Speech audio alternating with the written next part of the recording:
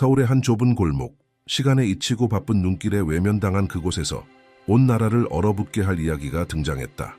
과거의 메아리가 아직 숨쉬는 오래된 집 안에서 누구도 예상치 못한 이가 예언을 전했다. 바로 아기 무당이었다. 말도 제대로 못하던 아이는 그날 밤 목소리 하나로 불가능을 현실로 바꾸었다. 고통과 외로움, 임박한 파괴로 가득한 운명의 세부 사항을 드러냈다. 나중에야 이 예언의 주인공이 밝혀졌는데 그저 그런 남자가 아니었다. 그는 대한민국의 대통령 윤석열이었다. 어떤 어른도 설명할 수 없는 힘에 사로잡힌 그 아이는 무시할 수 없는 장면들을 묘사하기 시작했다. 안개 낀 길을 오르는 한 남자를 보았다고 했다. 무거운 발걸음, 거친 숨소리, 보이지 않는 무언가와의 끊임없는 싸움, 올라갈수록 더 힘들어지는 길이었다. 곧 아이의 목소리는 절박한 울음으로 변했다. 흐느끼며 그 남자가 진정한 사랑 없이 살고 있으며 사람들에 둘러싸여 있지만 내면은 버림받았다고 말했다. 그것은 장난이 아니었다. 경고였다. 그 집에서 일어난 일은 급히 녹음되었다. 녹음된 음성은 아이가 마치 눈앞의 장면을 설명하듯 또렷하고 확신에 차 있었다. 단어 하나하나가 무게를 지녔다. 함께 있던 노무당은 영적인 계시에 익숙한 인물로 전달받은 자료를 살펴보다가 섬뜩한 사실을 깨달았다. 별자리는 강렬한 충돌을 보여주었고 역사적 전환점을 만드는 사람들에게서만 나타나는 희귀한 구성이었다.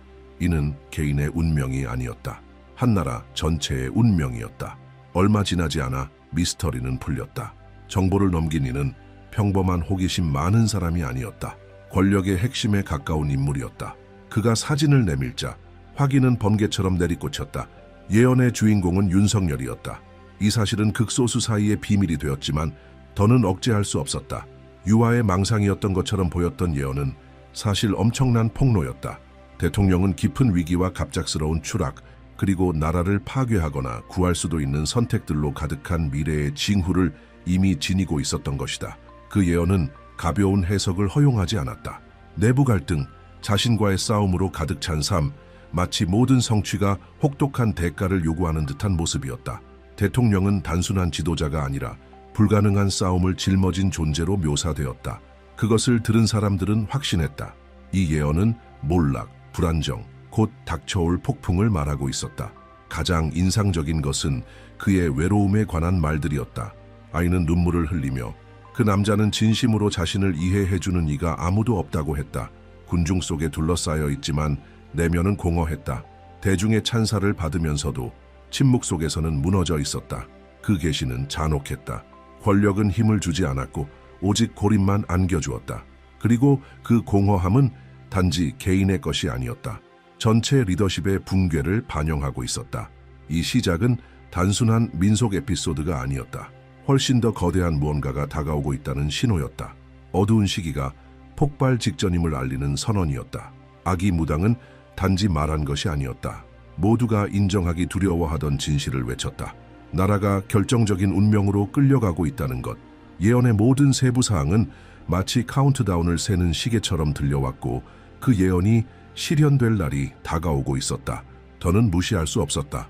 오디오는 녹음되어 있었고 자료는 그것을 입증했으며 주인공의 정체는 드러나 있었다. 대한민국의 지도자가 그의 인생과 국가의 현대사에서 가장 거대한 정치적 영적 위기로 이어질 수 있는 소용돌이의 중심에 서 있었다. 그날 밤 잊힌 골목에서 벌어진 일은 전 국민을 뒤흔들 서사의 출발점이 되었다. 그날 밤 드러난 운명의 지도는 더욱 불길한 것을 보여주었다.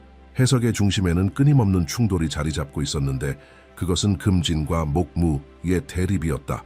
금은 단단함, 경직, 가차 없는 절단을 의미했고 목은 성장, 적응, 확장을 상징했다. 하지만 이 운명에서는 금이 목의 성장을 허락하지 않았다. 생명력이 움직일 때마다 절단이 따랐고 성장의 시도마다 파괴가 일어났다. 대통령이 맞서야 했던 것은 외부의 적이 아니었다. 바로 자신이 자신의 처형인이 된 것이었다. 이 내면의 갈등은 조용했고 그래서 더욱 치명적이었다. 이 자기 파괴의 패턴은 상징적인 것이 아니었다. 그의 인생 여정의 모든 단계에서 확인되었다. 모든 성취 뒤에는 파괴적인 상실이 따랐다. 중요한 자리에 올랐을 때 가족은 위기에 빠졌고 커리어가 발전할수록 건강은 무너졌다. 최고 권력에 도달했을 때 내면의 평화는 사라졌다. 마치 우주가 그의 승리에 대해 대가를 요구하는 듯했다. 아무것도 공짜로 주어지지 않았다.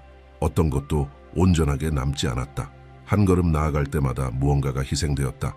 그의 삶은 잔인한 특징을 드러냈다. 완벽주의. 어린 시절부터 그는 오직 흠잡을 데 없는 결과만이 인정을 받을 수 있다고 믿도록 길들여졌다. 얼마나 성취하든 결코 충분하지 않았다. 이 파괴적인 패턴은 어린 시절에 굳어졌다. 그가 받는 사랑은 성과에 따라 결정되었다. 높은 성적을 받을 때 칭찬받았고 정점에 도달하지 못하면 외면당했다. 이 학습은 그의 영혼에 치유되지 않는 상처로 새겨졌다. 그는 모든 일을 뛰어넘어야만 자신의 가치가 있다고 믿으며 성장했다. 그 결과는 파괴적이었다.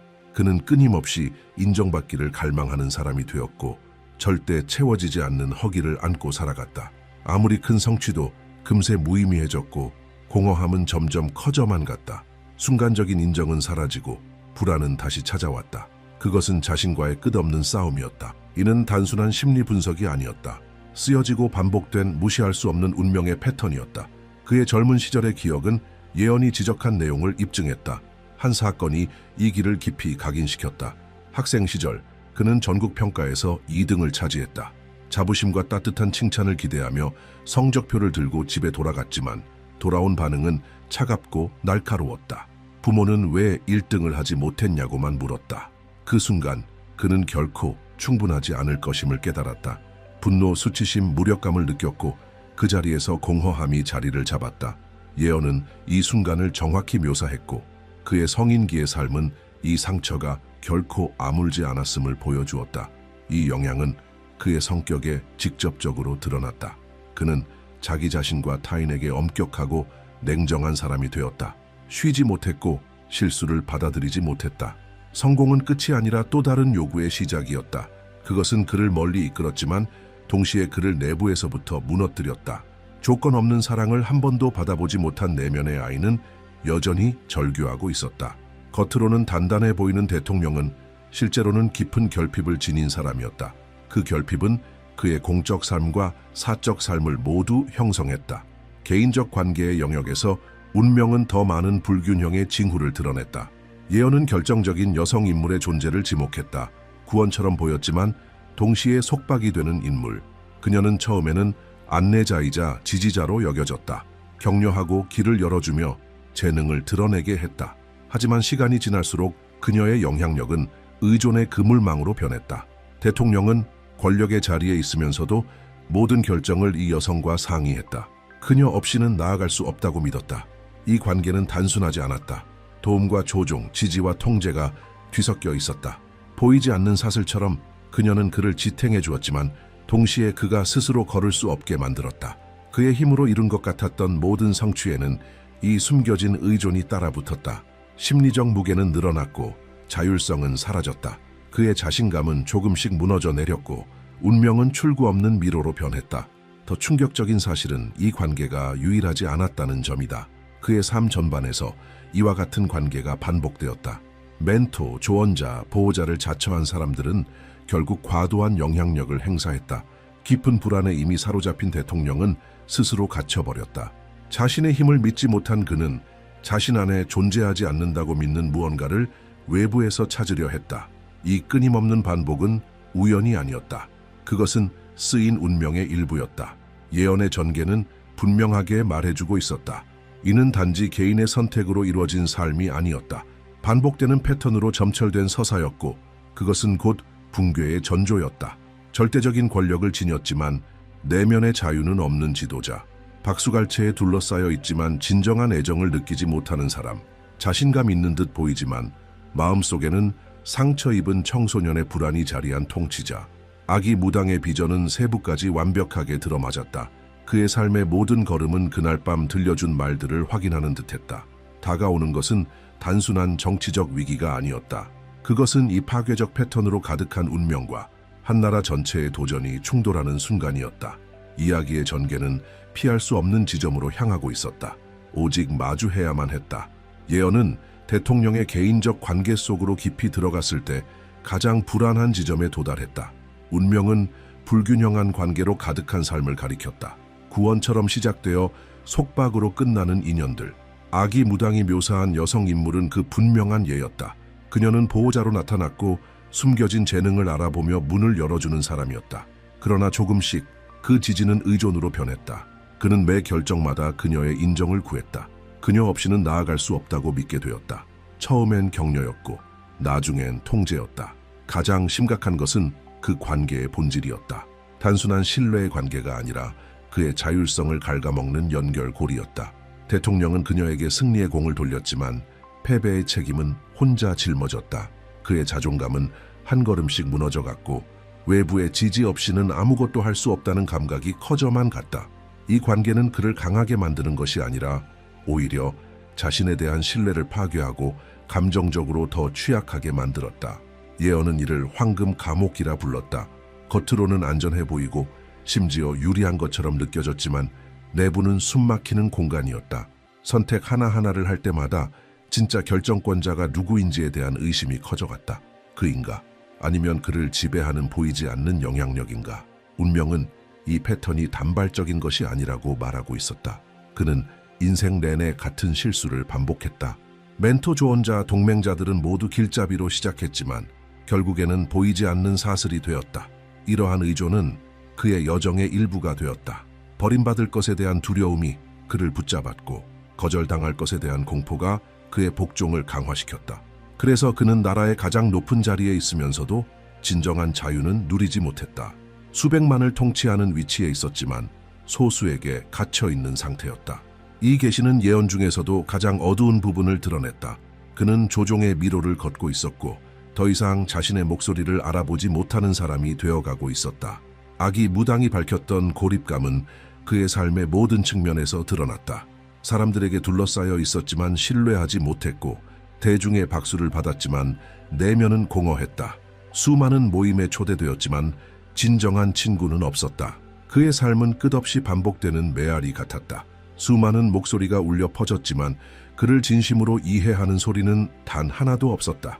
이 고립은 그가 지위가 높아질수록 더욱 심해졌고 결국 그를 극도로 취약한 존재로 만들었다. 권력을 가질수록 진정한 관계에서 더 멀어졌다. 신체적 결과는 오래 걸리지 않았다. 운명은 끊임없는 압박에 무너진 육체를 지적했다. 위장 문제, 불면증, 끝나지 않는 불안의 밤들, 의사들은 신경성 위염, 수면 장애, 탈진 상태라 진단했다. 하지만 예언은 분명히 말했다. 그것은 단지 질병이 아니었다. 영혼이 몸을 통해 비명을 지르고 있는 신호였다. 위장의 통증은 현실을 소화하지 못하는 고통이었고 잠 못 이루는 밤은 마음이 평화를 찾지 못한 증거였다. 침묵의 밤은 이 여정의 가장 잔인한 얼굴을 드러냈다.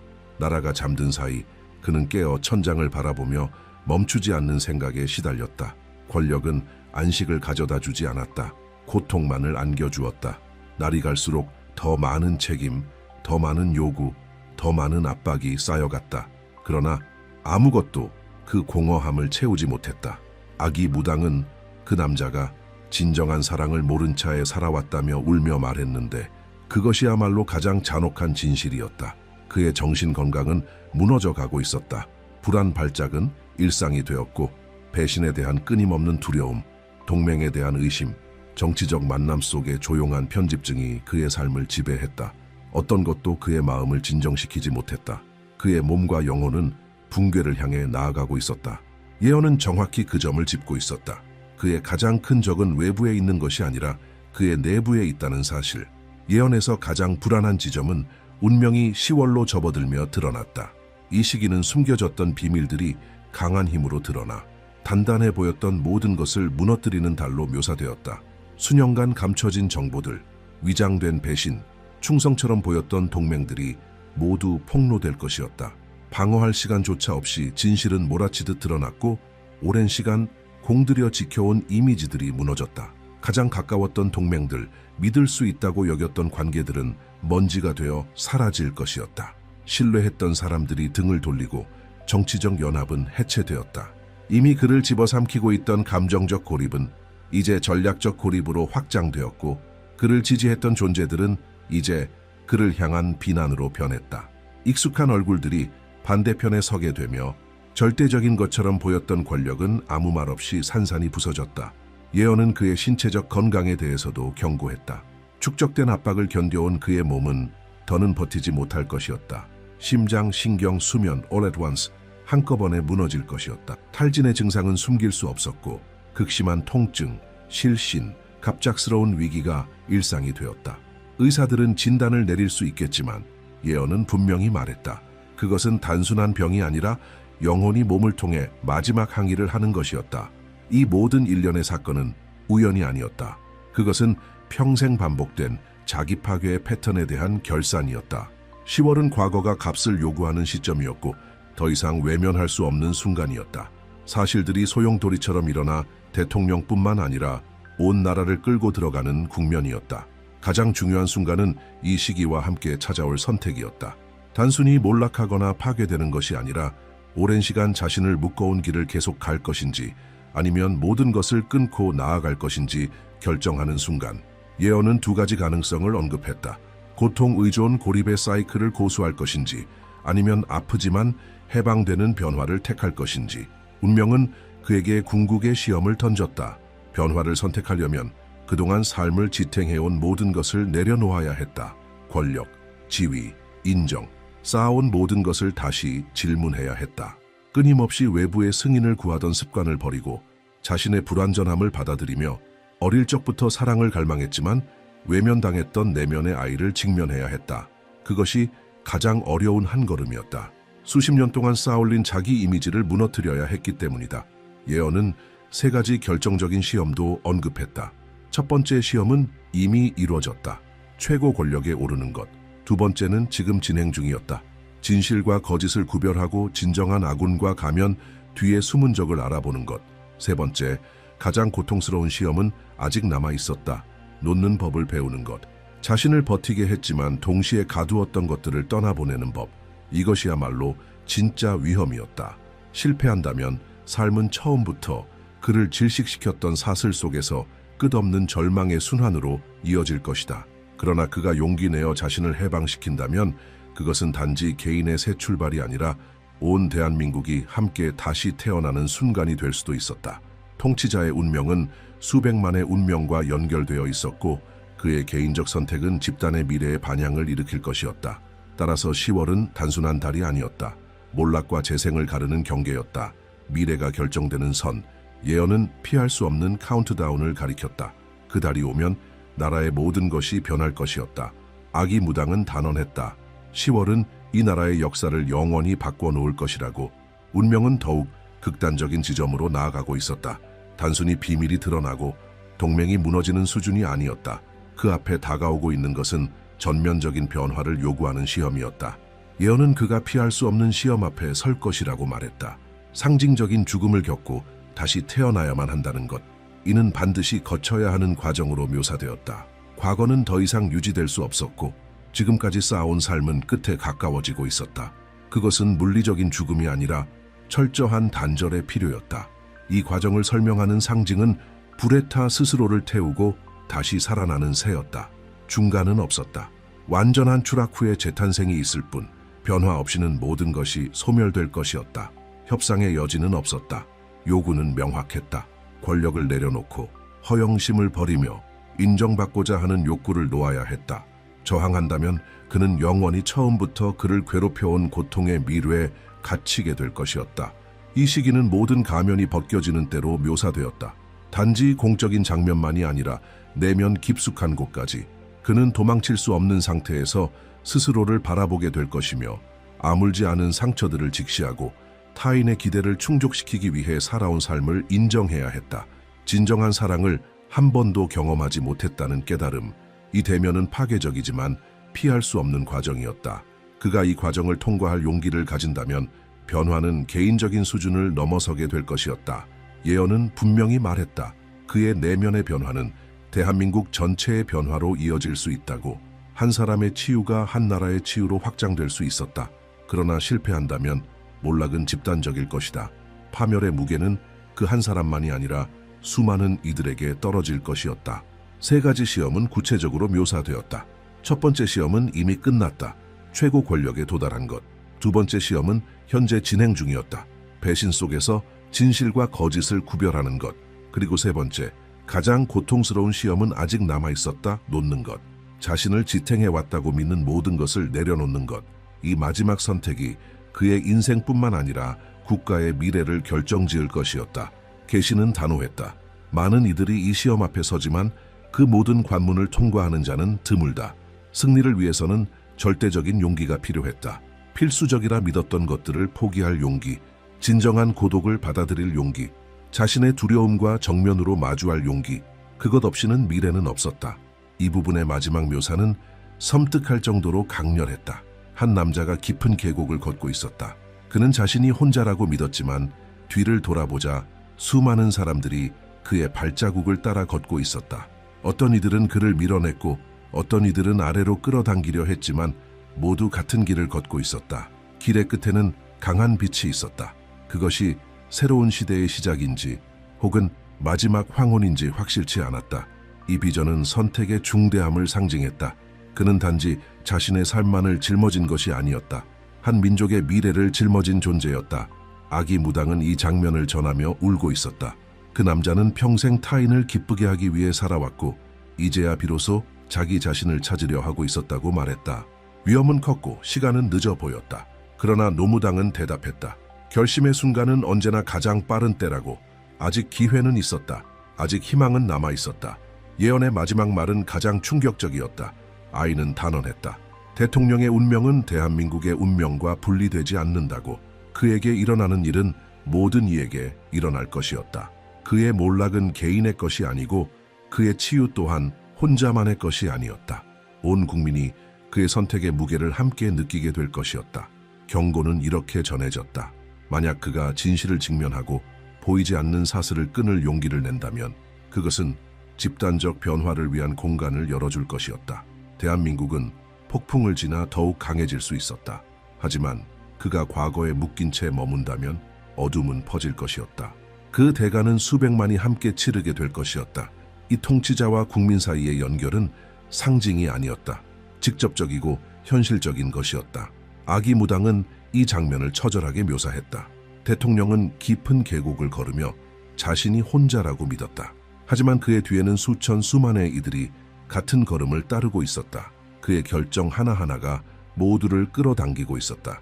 길 끝에 강한 빛, 그것이 새로운 날의 여명인지 최후의 석양인지는 아무도 몰랐다. 이 불확실성은 아무것도 정해진 것이 없음을 말해주었다. 미래는 그의 선택에 달려 있었다. 그 아이는 울먹이며 말했다. 그 남자는 평생 타인의 기대 속에서 살아왔고 이제서야 비로소 자신을 찾으려 하고 있다고. 울려 퍼지는 질문은 하나였다. 이미 너무 늦은 것은 아닐까? 그러나 노무당은 단호히 대답했다. 결코 늦은 때란 없다. 변화를 결심하는 순간이야말로 가장 강력한 순간이라고. 아직 기회는 남아 있었다. 아직 희망은 살아 있었다. 마지막 말들은 한 가지를 더욱 분명히 했다. 미래는 고정되어 있지 않다. 절대 변하지 않는 운명은 존재하지 않는다. 모든 선택이 역사의 흐름을 바꾼다. 10월은 다시 태어날 수 있는 기회였다. 두 번째 기회. 모든 사람은 한 번은 육체로 태어나지만 영혼으로 다시 태어날 용기를 가진 이는 드물다. 이것이 예언의 마지막 메시지였다. 새로운 탄생의 기회는 가까워졌고 그만큼 위험도 따르고 있었다. 그리고 이 경고는 단지 한 명의 지도자를 위한 것이 아니었다. 그것은 모두를 위한 거울이었다. 왜냐하면 우리 각자도 오래된 상처를 안고 살아가고 있기 때문이다. 우리 모두는 인정받기를 갈망하고 타인의 기대 속에서 자신을 잃어간다. 이 계시는 대통령 한 사람에 대한 이야기가 아니었다.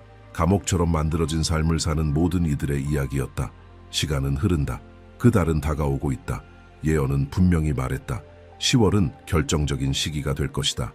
나라는 이미 그 징조를 느끼고 있다. 긴장은 커지고 불확실성은 깊어지며 사람들은 아직 이름 붙일 수 없는 무언가를 조용히 기다리고 있다. 우리는 지금 경계를 앞두고 서 있다. 모든 것은 달라질 것이다. 이것이 마지막 경고다. 이는 오락이 아니다. 이는 부름이다. 이 계시를 마주한 당신의 감정은 어떤가? 댓글에 남겨라. 당신의 경험, 예감, 이상한 꿈들을 공유하라. 그 모든 목소리가 앞으로 다가올 일을 이해하는 데 도움이 될 수 있다. 이 이야기는 단지 한 사람의 것이 아니다. 우리 모두의 것이다. 다음 영상에서는 더욱 충격적인 계시들이 분석될 예정이다. 고대의 예언들과 현재의 징후가 정면으로 맞부딪힐 것이다. 미래는 기다려주지 않는다. 시계는 이미 카운트다운에 들어갔다.